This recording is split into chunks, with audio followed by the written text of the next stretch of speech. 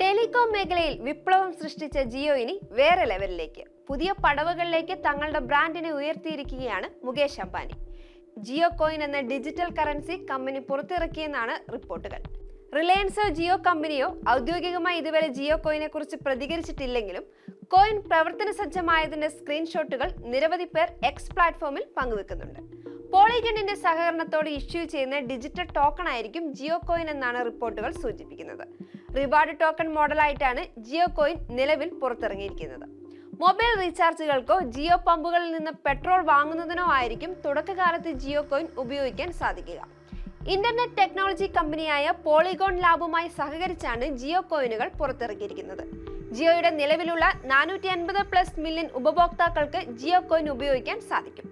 Block chain, smart കരാറുകൾ, digital അസറ്റുകൾ, crypto കറൻസികൾ, സെൻട്രൽ ബാങ്ക് ഡിജിറ്റൽ കറൻസികൾ എന്നിവയുൾപ്പെടെയുള്ള ടോക്കണുകൾ പോലെയുള്ള പുതിയ സാങ്കേതിക വിദ്യകൾ ഉപയോഗിക്കാൻ സാധിക്കുന്ന Web3 അധിഷ്ഠിതമായിട്ടാണ് ജിയോ കോയിനുകൾ നിർമ്മിച്ചിരിക്കുന്നത്.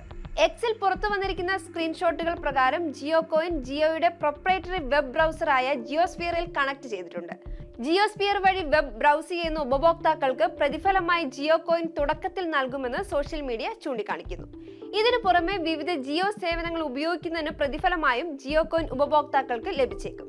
അതേസമയം ജിയോ കോയിന്റെ മൂല്യം എത്രയാണെന്ന് ഇതുവരെ വെളിപ്പെടുത്തിയിട്ടില്ല.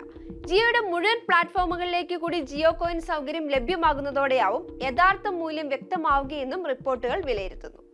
ക്രിപ്റ്റോ കറൻസികൾക്ക് ഇന്ത്യയിൽ കർശനമായ നിയന്ത്രണങ്ങളുള്ള സമയത്താണ് പുതിയ കോയിൻ എത്തുന്നതെന്ന പ്രത്യേകതയും ഉണ്ട്. നിലവിൽ ക്രിപ്റ്റോ കറൻസിയിലൂടെയുള്ള ലാഭത്തിന് 30% നികുതി നൽകണം.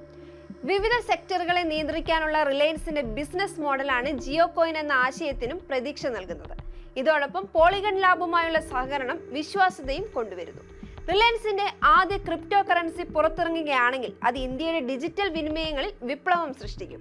ഇവിടെ ജിയോ കോയിൻ കടന്നു വന്നാൽ ഇന്ത്യൻ ക്രിപ്റ്റോ വിപണിയിലെ ഒന്നാംകിട കമ്പനിയായി മാറാനും റിലയൻസിന് സാധിച്ചേക്കും.